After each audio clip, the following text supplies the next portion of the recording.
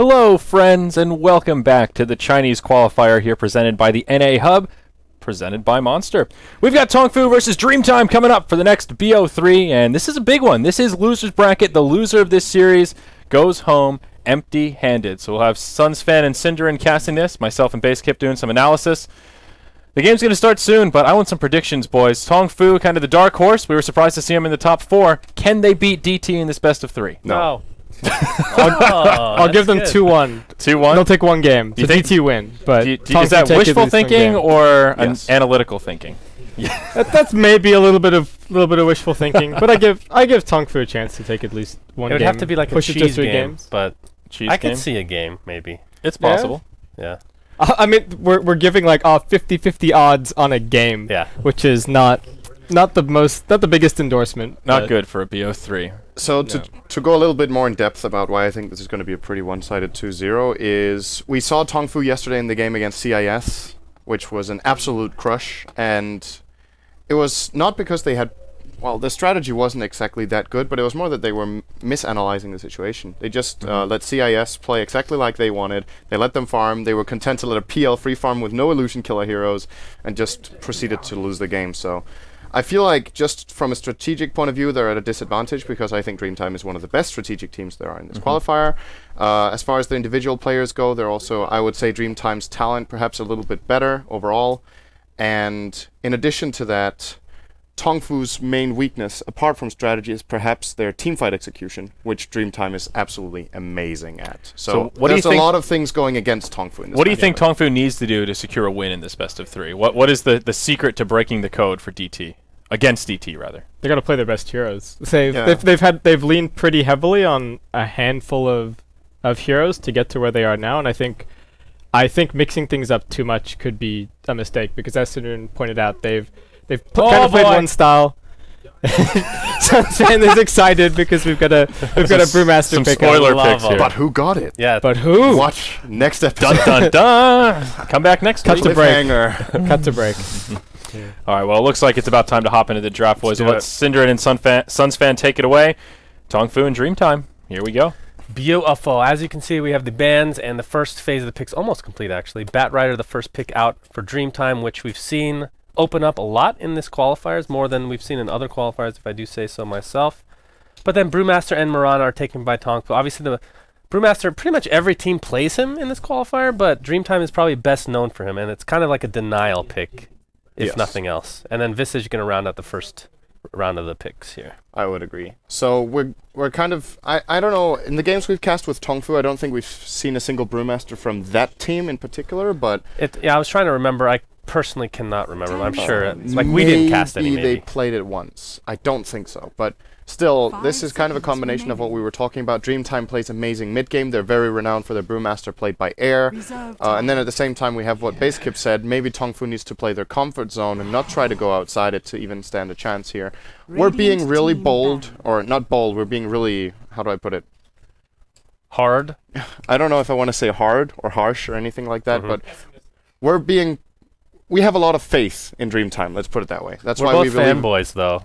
We believe they are, maybe a little bit, but we believe they are easily the strongest team going into this. But at the same time, the chance of Tongfu taking a game is definitely there. I still believe that it's going to be a 2-0 for Dreamtime, but who knows? If Tongfu runs with the first game, I think they're going to go into the second game with a lot of momentum, and the question is, how do Dreamtime play under pressure? It's a really important tournament. If they're behind 1-0, they have to win 2 games straight, or they're out of contention for TI, so this is a really important first game, and for sure Dreamtime chose to get Batrider over Brewmaster, which I think is really interesting because obviously they have arguably the best Brewmaster player in the world right now, but they still think Batrider is a more important pick. Yeah. Well, actually, I'm more interested to see if Shadow Demon is going to get picked because a lot of times against the Batrider, obviously in other qualifiers, you see Shadow Demon picked up immediately every single time. In Chinese play, Nyx is highly valued over the Shadow Demon. At least that's how it feels, because he's always picked, even when Shadow Demon is available. But of course here it is banned by Dreamtime, so I'm interested to see if Tongfu picks it up. And of course it's obviously a really good combo with Mirana, which is another thing that I know Fear hates, the support Mirana or the roaming Mirana, which I can agree with unless there's a setup for the actual arrow itself, which again in this qualifier is just something we haven't seen as consistently in play as in other qualifiers overall, which is really weird. I don't understand why. No, I'm also a little bit surprised by that. I would completely agree that Shadow Demon is a great pick here for multiple reasons. Of course, first off, combo for the arrow, decent tri-lanes, Shadow Demon, Wraith King, Mirana is a good tri-lane. You have the disruption against Batrider, and you have the disruption for the Brewmaster. And it's really important to keep in mind that Brewmaster's teamfight potential is all about his ultimate. So a failed teamfight for Brewmaster is not being able to use your ult. Even if you use your other abilities well, that's completely underwhelming, so you absolutely have to split.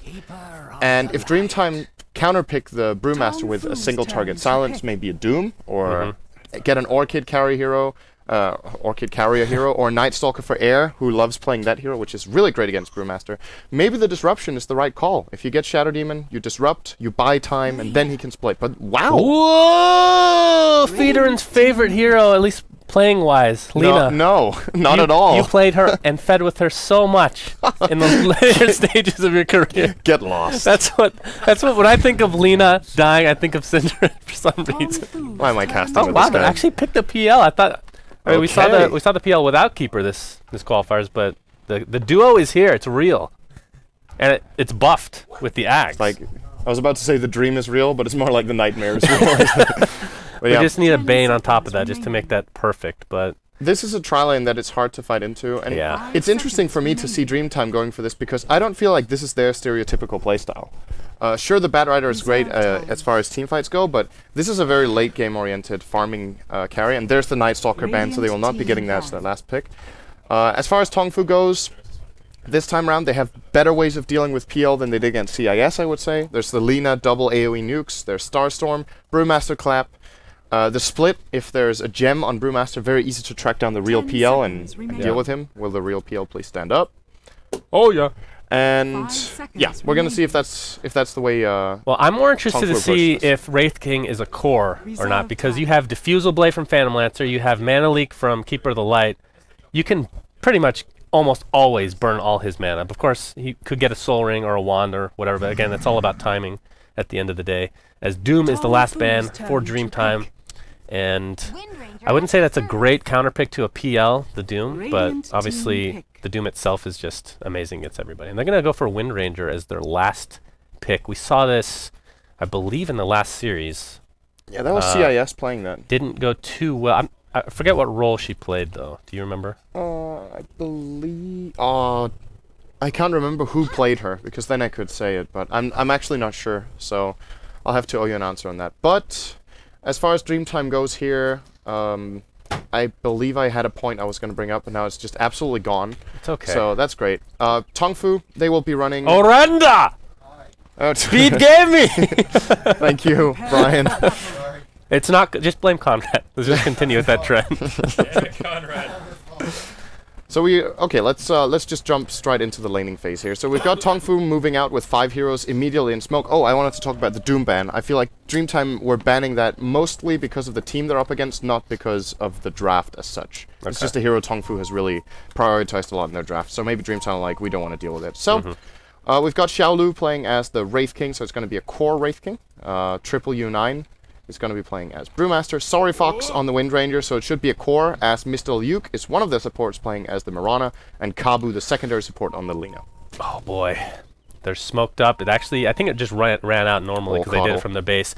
Coddle might be in some trouble, but keeping his distance at least for now. 30 seconds and I think they might be able to avoid this without even knowing that they're there. So I think we have some time to go over Dreamtime's lineup here. So Dreamy, you're going to be playing the Keeper of the Light.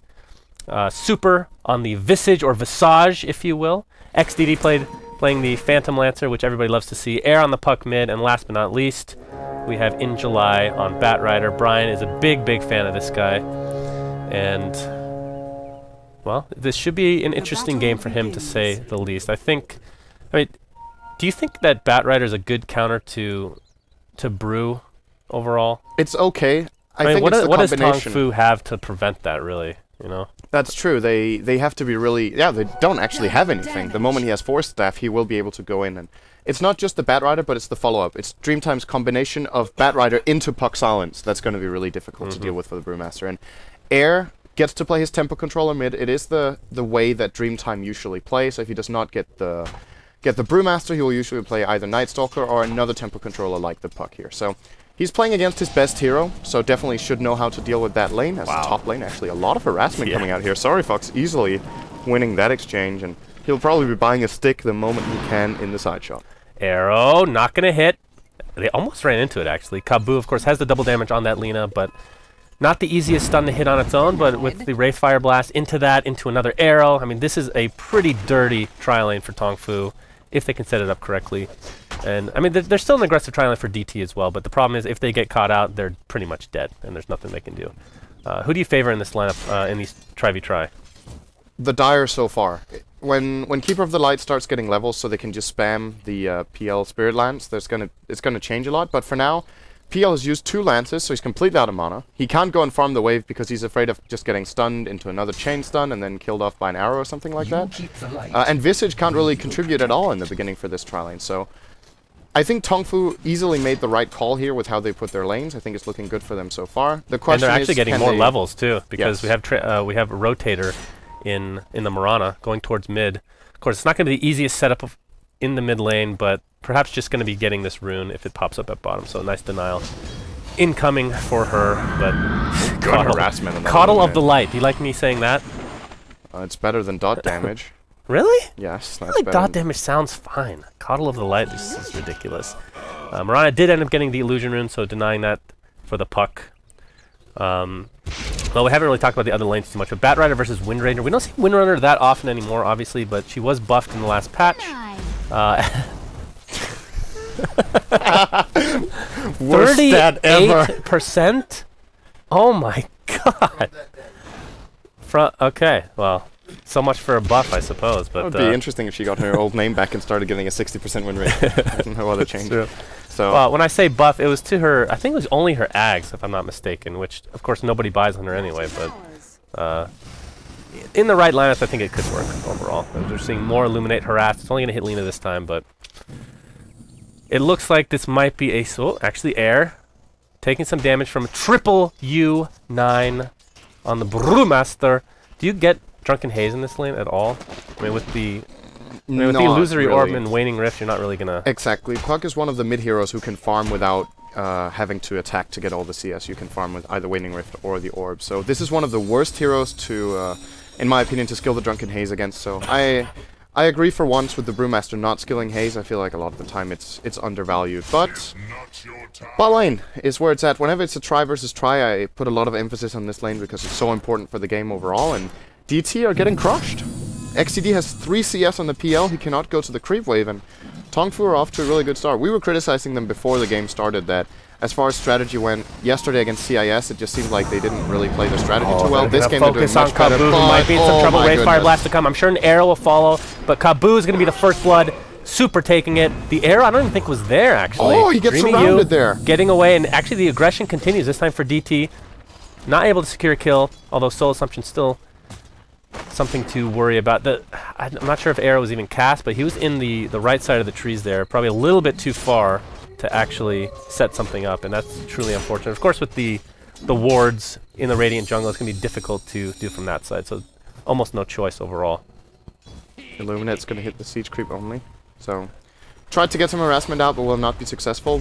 Still, the first blood going to DT is very important. They would have probably loved to have this on the PL, not because it's always best to get the first blood on the carry, but when he's this underfarmed, any sort of gold income for him right now is going to be absolutely crucial. So, but it did go to the, I think, the Visage. It's always the Visage. You don't even But need it wasn't the Soul it. Assumption. That's that got true. the last For once, actually, it's not the Soul in Assumption. his life. That was not the reason he got the first blood. But now XTD is going to get some farm. So overall, if you check out the CS, you can easily see that Tongfu are getting the best out of all 3 lanes. Windrunner doing very well against Batrider. One of the better heroes at dealing with Batrider in the lane. Has great range, good attack damage, good animation, just harasses. And if Batrider tries to go for a dive, you can always just Windrun away. So it's a good lane counter. I believe PL has 2 points in stats. I'm pretty sure. Yes, he does. Looking at his inventory here. But for future references, Soul Assumption is going to be used to take Wraith King very low. Does Doppelwalk disjoint Wraithfire Blast? I can't remember. It's going to have a stun out from lead onto XDD. But yes, it does. No follow-up afterwards, so it definitely does. Okay. All right, well, we'll see if that comes into effect or not. But I'm really looking forward to seeing Batrider get that blink at some point. And it's kind of like the blink on Bat versus blink on Brewmaster. Obviously, they're in different lanes, but kind of the same kind of deal here. Obviously, it's more single target disable for In July, but speaking of him, you're going to start off with the Dream Coil on Triple U9. He has his ultimate. He's going to use it, get silenced from the waiting breath. Not sure what level that is, but Lasso's there before he can use it, along with the Sticky Napalm, but finally, it is used. And while it's better than nothing, at least make him use it. Soul Summon's going to rip through the lean. Apparently, Wraith King died as well. In the meantime, we're seeing a stun onto Mirana, thanks to the Mana Leak. Doesn't have any mana, but does have the Tango. Attempting to run away. Gonna be a close. couple more right clicks are needed. Not going to go for it, though, is the Coddle of the Light, as we like to call him. In July, in the meantime, wow, Windranger actually in the vicinity as well. She had plenty of time to go down there since the Batrider crossed down all the way from the top lane, and the moment the lasso came off, she could start running down there. So, I was going to say advantage DT just from that mid lane. I think it's worth it for Batrider to rotate just to force the primal split and put that ability on cooldown, but since it resulted in Batrider's death, not really too good. Oh my god, Wraith. Oh, Wraith King. Can't even say his name before he dies. So, we're seeing Mana Leak already leveled, by the way. I like that. Yeah, it's definitely needed in this lane. We have Arcane Boots. This is, well, they have the levels now, DT does, so this trial is starting to spiral out of control. I mean, we haven't even seen the Mirana arrow hit. We haven't even seen it cast. I'm sure we have, but I haven't seen it cast. And it's just one of those things where... memory of a goldfish, so... Has she cast it? Probably. Okay, well, if you haven't actually seen it, then screw you. But... It kind of goes back to what we were talking about. They have the setup this time, which is something we haven't seen, but they haven't really used it to that effect. So it's unfortunate for her. And a support Mirana is just garbage if you don't get some early experience, early kills. I agree. Well, she has one kill so far in that bottom lane, which was the exchange that we just had, where PL died for Wraith King. Oh, good dust here coming out from Kabu. The follow-up is there. It's going to be an easy kill on XDD. Very nicely done by Tongfu. That was an arrow. Meanwhile, mid lane, Triple U9 doesn't have his ultimate. 3 stacks of Sticky Napalm, pops his wand. I do believe it's going to be a death, though. So In July, rotating back over, helping his comrade in arms, Air, secure a kill here. So it ends up being a trade, Brewmaster for PL, but really I'm worried about Wraith King overall for Tongfu. He's 24-7 versus the PL 19-1, so his farm isn't terrible, but they've still lost this trial, and he's died twice. Is this a clear loss for either side? I'm actually not even sure. PL has died twice as well. Sure, he has 3 assists, but like you say, weak farm. And I would say PL is more farm dependent than the Wraith King is. It's okay for Wraith King to fall behind if he cripples PL this much, because that hero needs time. It's very, very weak without farm. And would you call this crippling, though? I wouldn't go that far. He has 23 CS at 8.5 minutes and 2 deaths. That's pretty... He has boots and a wand. It's crippling. That is pretty crippling. So... It's going to be a lot about the puck and the Batrider for DT setting up to give PL a comeback here, because as far as late game goes, PL is their only late gamer. Yeah, that's how they drafted for this game. Whereas on Tongfu, arguably Windranger can transition into a mid-late game carry if she has to do it, and Brewmaster, I would say Brewmaster in most cases actually scales into late game better than puck. Would you agree with that? Yeah, I guess I would. Wraith Fireblast going to hit XDD. Stun to follow. Lena's going to hit it. Loser, I keep calling it Loser, but Illuminate's not going to do anything. But here comes the Soul Assumption along with the Spirit Lance. God, that Mana Leak is so ridiculous. And of course, Visage Familiar is on top of that. I can't believe Super's actually level 6 at this point. He's going to get harassed, but okay, Illuminate doesn't quite hit the Mirana. Soul Assumption, again, the most ridiculous cooldown on that spell. And Spirit Lance double coil! Double coil to follow. Batrider getting killed on Windranger in the other lane, apparently. Mirana very low. Finally, an arrow comes out on a Panda. Of course, that doesn't really work that way as she drops to the deck. Wraith King will fall as well. And the chase now is on XDD. Brewmaster. Well, it looks like he should be able to get the kill, although, Thunderclap actually misses, and this is going to be a turnaround on the Triple U9 PL. So lucky that duration on Brewmaster's ult. Super is such a beast on Visage. This is the only team in China right now, I think, that picks Visage in the first 2. We're seeing why. He's 7-0-1 on the Visage right now. His familiar drops were absolutely perfect. He got as much out of his hero as possible there with the Soul Assumptions. And this exchange in the bottom lane just gave DT... I don't know if we should call it a comeback, because it was a pretty even game, but now they're just way ahead. PL got a lot of assist gold out of that and a single kill. Keeper of the Light's level 8! Well, How did that happen? well, Keeper of the Light and Visage are basically what level is Visage? He's level 6. Okay.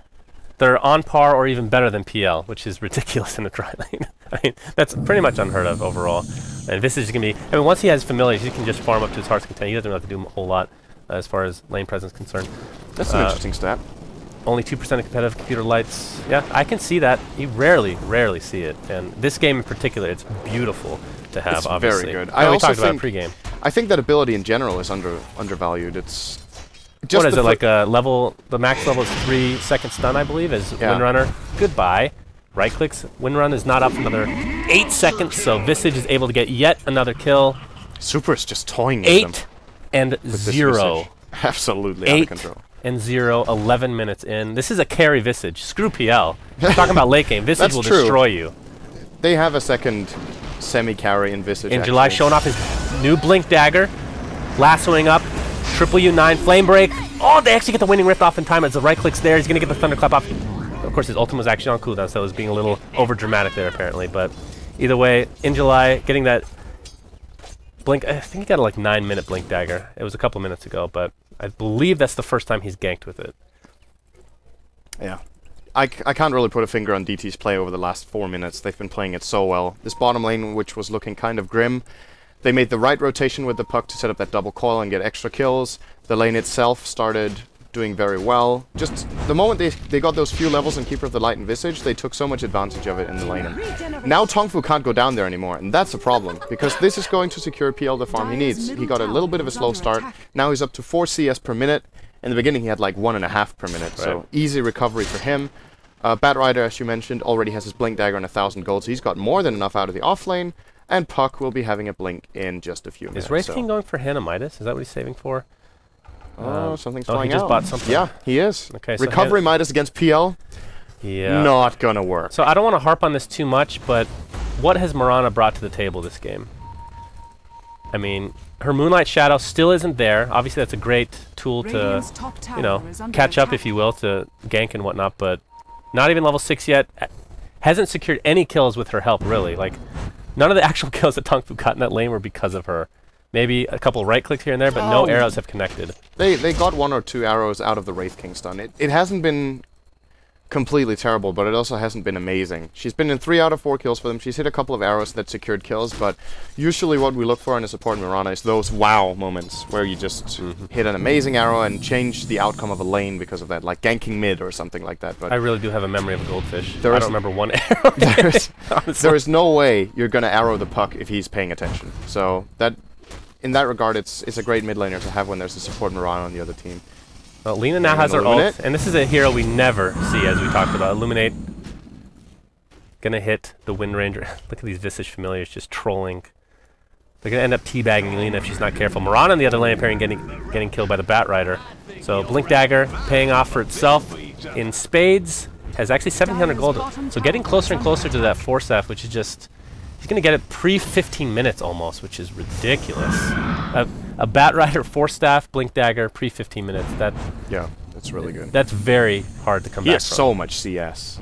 He has got 78 at 14 minutes, way ahead of number 2, Wind Ranger with 56. So looking great for In July and DT in general. If you're Tongfu now, I think the goal is get the Blink Dagger on triple U9, and then you have to start trying to teamfight with it.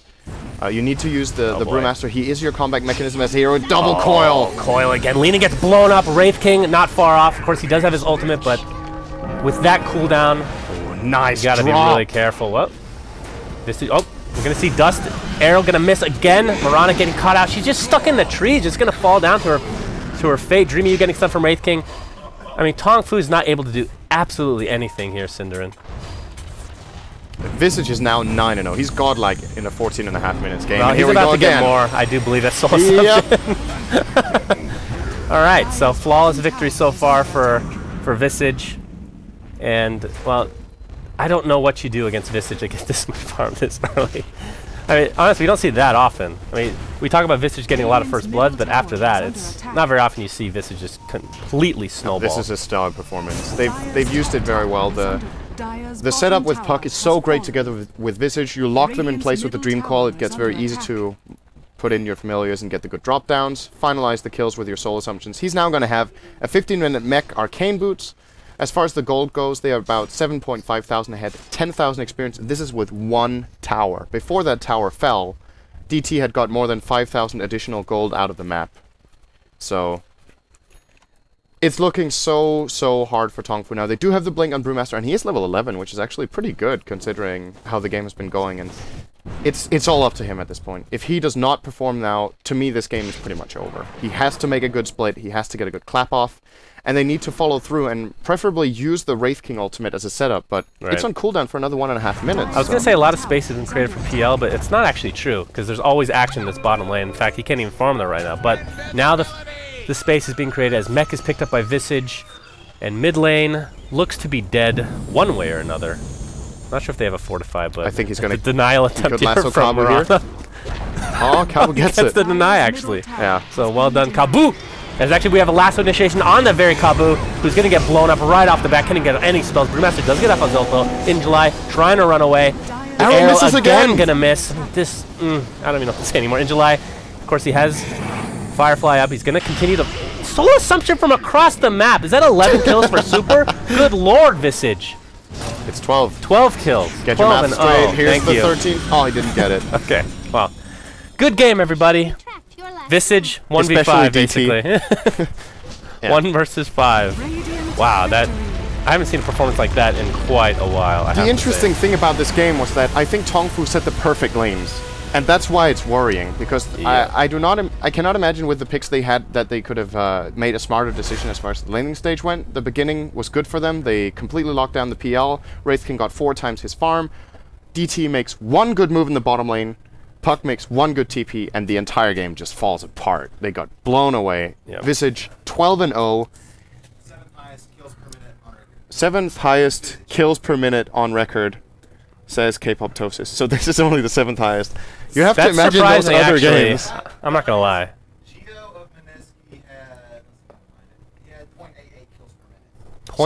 The highest is 0.88 kills per minute.